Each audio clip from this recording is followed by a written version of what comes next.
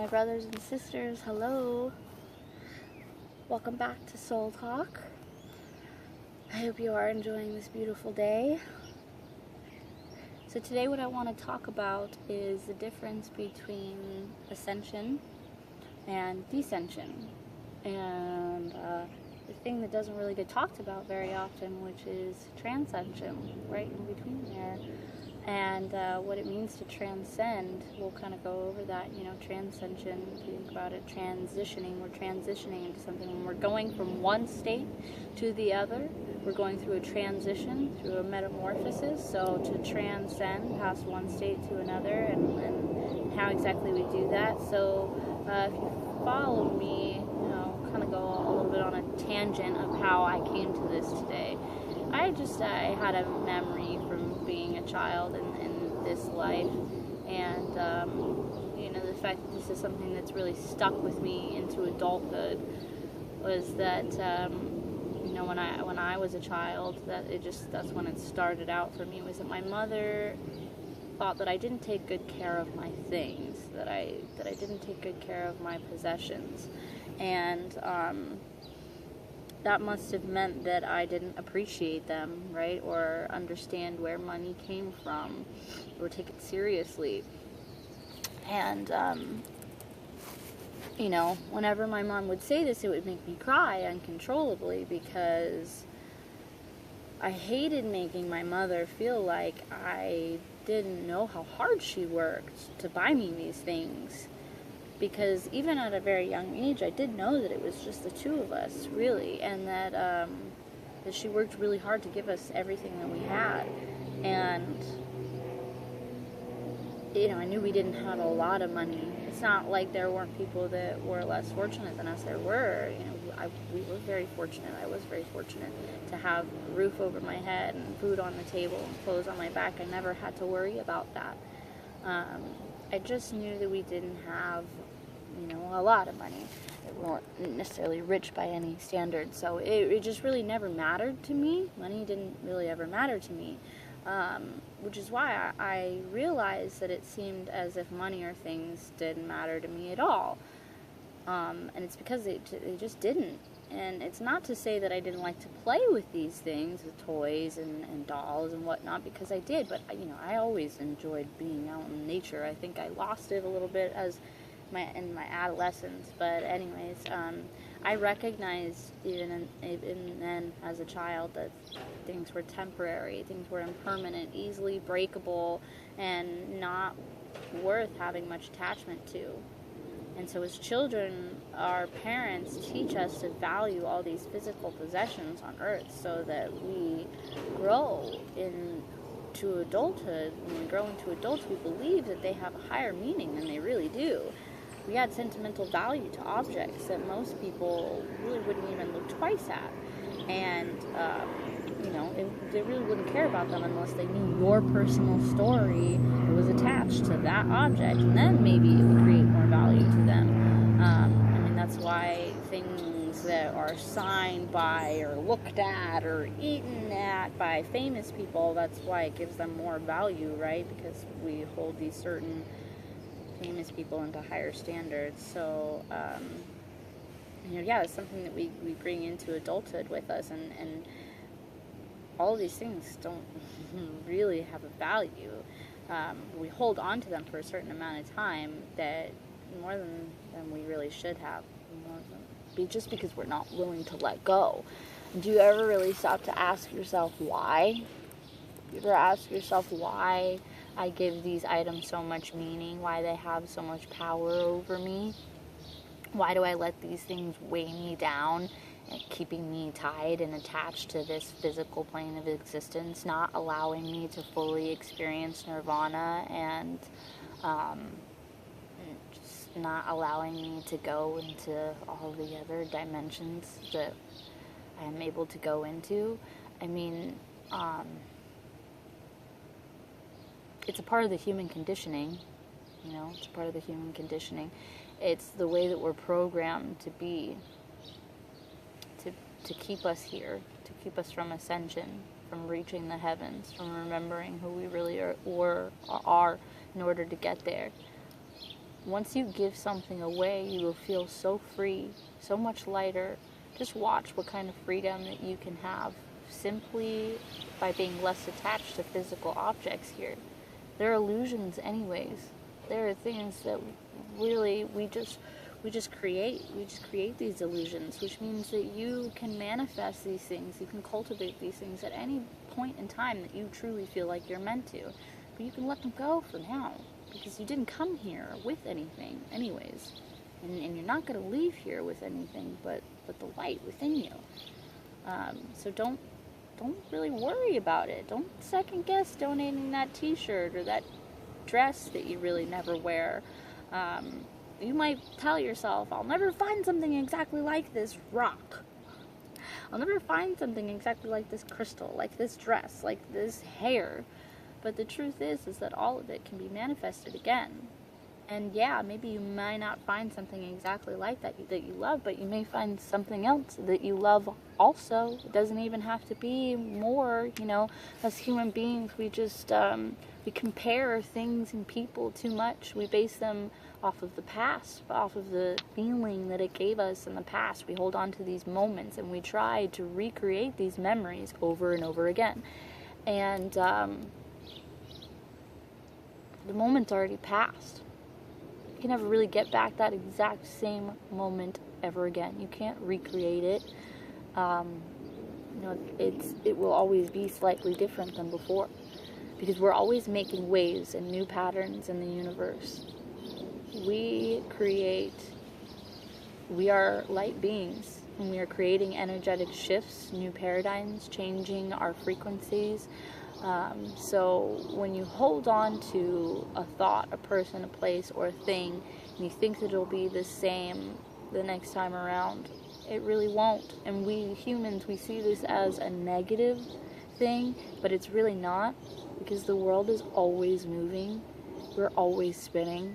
We are a water-based planet that orbits around a big ball of gas. How amazing is that, truly? So why do we hold on to each moment and each memory of thing or people? We fear as if we let them go, we will just die. And that's because we fear the unknown. The unknown is really just an illusion as well. You can create all kinds of realities in your mind. I'm sure that you know that by now. I'm sure that you have great imagination. It brought you here and made you click on this video for whatever reason. So, the illusion is the unknown. You can create all different kinds of possibilities. You can predict the future. You just forgot that you know how. You just forgot that you do know how. You've forgotten how. Because we are telepathic beings. Before we ever even invented language, we communicated with each other telepathically. That was the original language.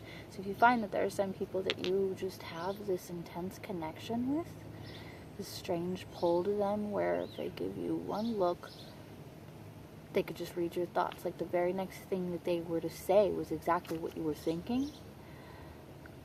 Beyond some kind of romantic level or notion of a relationship, just figure that this is because we are all one. We are all part of the same consciousness. So it boils down to frequencies being matched.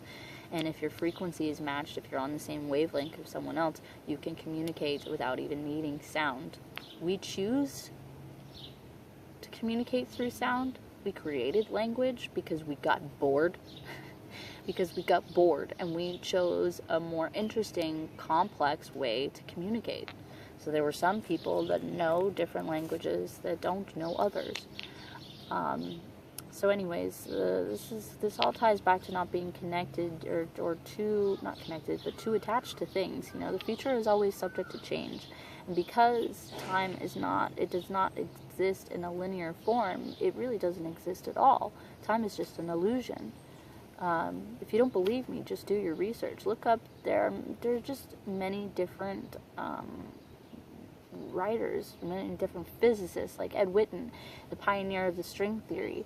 He, as well as many other physicists, have believed this to be true, that physics shows They've done their research and their experiments to prove to you, because you need proof, that physics suggests that the flow of time is just illusionary. And so our philosophies, our spiritual beliefs, they can really shed light onto that subject a lot more and make more sense of it. So really my spiritual philosophy and my take on that is just, time is just an illusion, and that's the fun part, because we are light-based beings. We can create all different kinds of realms and realities.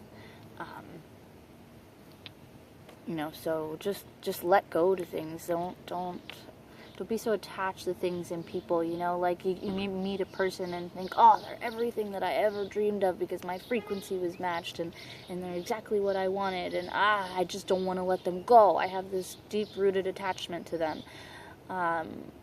But you've only met them on the physical plane, during this lifetime once, but you are attached to them already. The beautiful part is we are all one. We are all one consciousness. We started as one consciousness. We expanded. Life was formed, and now there are many different sects still a part of the same original concept, the same original one consciousness. So we are all connected. And we are so much more alike than we are different. Our differences are just illusions that we created because we were so bored. We wanted something different. We wanted different versions of ourselves to hate and to love. So anytime that you meet somebody that just really gets on your nerves and irks you, rubs you the wrong way, just know that you sent that other part of yourself to yourself as a little bit of a challenge, just to make life a little more interesting. So if you look at life in this way, you can look at love in this way too. Anyone who has touched your heart, anyone who's entered your spirit of your soul and the essence of your being will always be there with you. You don't ever have to worry about losing someone, really, because our physical bodies decay at some point. Accidents happen. We die in many different ways in this physical life because these physical bodies are, although they can withstand a lot, they are fragile as well. But we don't ever really die. Our vessels just expire, Our time in life that, might currently be up at that moment. But then you're just on to the next one. And your soul will do this to you so many times until... It'll do this to you so many times on this planet before you really decide to go home and before you decide to go home. It's not like if you're waiting for somebody to give you a ticket, you're waiting for someone to give you the golden ticket to Willy Wonka's chocolate factory. Wonka. Sorry. That happens sometimes. I'm just going over a thought too many times, holding on to it again. Anyways, no one's just going to give that to you, because I'm here to tell you, well, if you don't know what I mean by home, you're in for a wild ride. I'm here to tell you, my friends, that you are a god and a goddess. We are all gods and goddesses. There's a god and goddess within us. And if you are just starting to awaken, if you're just going through your awakening process, if you're awakening to your true nature and you're no longer one of those sleepyheads, one of those zombies that just merely exists to exist, you must first be aware of the fact that you are an infinite being having a human experience. I've said this before, but in case you haven't met me before or you haven't heard one of my videos, I'll say it again. You are an infinite being having a human experience. And once you master this human experience and you awaken to your true godhood, you have to go through all of these things before you may return to the heavens. Some of you, like myself, have begun your life with a certain amount of awareness. I'm not saying that like it makes me somehow better than other people, because I've lagged behind in certain ways, because once I reached to your age or maybe younger than you, I still was very shy about my spirituality. I really didn't go out and talk to many people. I did a whole lot of research, as I've been doing for years and years now, and been raised around different types of religious beliefs and so my mind has been more open. But just now am I really starting to expand in this way of being able to share these beliefs that I have with other people. That's why I started this. So, but I have always really been like this. I've always been a believer. Maybe you have been as well, and you're like that as well, and you're just starting to become comfortable, and maybe you're not fully comfortable talking about it to anybody yet either. Maybe you've noticed that you've always been different, that you have been around spirits, that you notice magical things around you, that maybe animals flock to you, darkness looms near you. Any of you indigo children, rainbow children, crystal children, this would probably be you that I'm speaking of. Maybe you've always felt like an alien here. Maybe you read comic books or watched every sci-fi movie out there. Probably always curious about life on other planets and about life on this planet, curious about religion and languages and different parts of the world and all the things that are unknown. History would probably be one of your secret loves that you don't tell anybody about, how deep you are into history. You're probably fascinated just by other cultures which you feel a connection to, even if they might technically not be in your lineage or part of your nationality. We probably don't really call any one of them your own, even if technically it is a part of your nationality. You may feel a connection, but not really, I don't know, feel associated with it, I guess. So, I don't know, maybe you always felt like a black sheep or the outsider looking in. Even if your own family, though you loved them, probably felt like you were completely foreign to almost everyone and everything around you. If this is familiar to you, I'm here to tell you that you are a sentient being. You are a sentient being, and you always have been. What it means to be a sentient being is that you are made up of the stars. You come from outer space, and you came here with a mission. There's a purpose. We all have one. Even the little fly on my nose. It's just to make me smile, just to remind me that I'm here. I am a part of it. Everyone is always focused on ascension.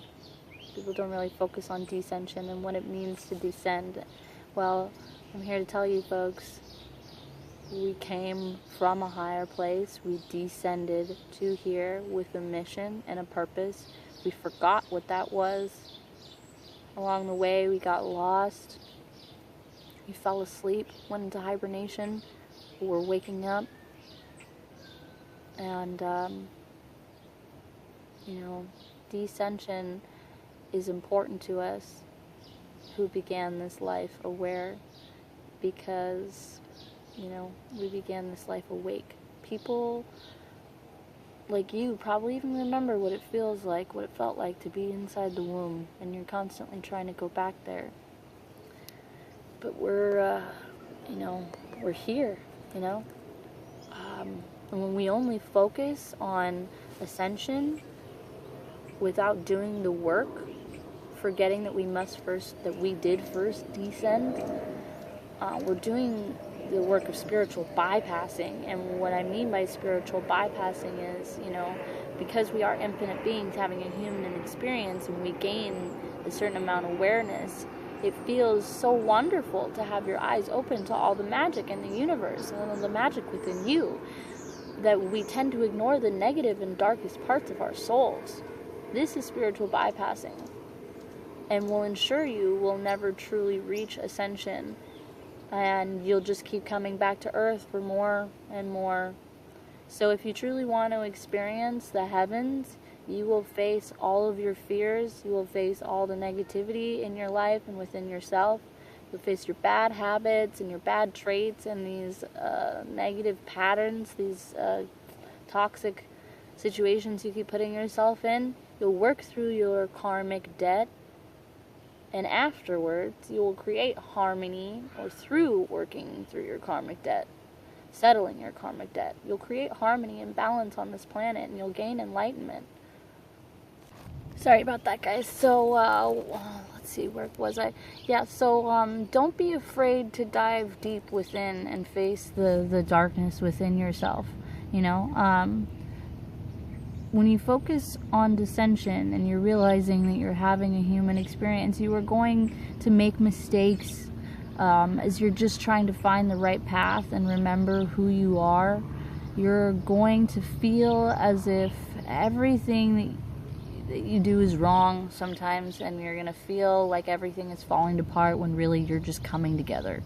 So don't be afraid to dive deep and face the darkness within you. It's merely just the absence of your light. That's what the dark parts of you are. That's the absence of your own light. So just when you focus on it and you work through it, you can shine your light on it and you can change it.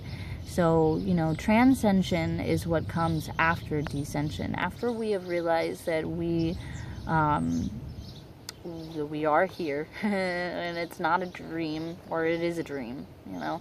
After we've learned to transcend past what we know, what we want to know, and what we have always known, when we have truly learned to become masters of this life, to become masters of this human experience, when we've mastered ourselves, and we've learned the lesson that we were truly meant to learn, and help heal those that we are meant to heal, and love those that we are meant to love, as we all are meant to love one another and experience love. That infinite love that is within us is that infinite life, that which moves us. So when we alleviate all of this density of the planet, and we alleviate, you know, after we focus on why the density is here, why we created it in the first place, when we remember who we really are, when we wake up to our godhood and we recognize the God and Goddess within us, we can transcend beyond all negativity, and we can heal this world of all pain, heal this human existence, alleviate the density of this planet. Only then can we reach ascension. Only then can we go home. So, I really hope that you sort of understood where I was going with this today. And if you don't, that's alright. It's something that we're going to touch on a lot, because it's really important, and this is pretty big spiritual work that we're doing, but it's so much fun, and it's so beautiful to bask in the light with you. I appreciate you. I see you. I love you. Thank you for stopping by. Thank you so much for stopping by. I hope you have a beautiful day.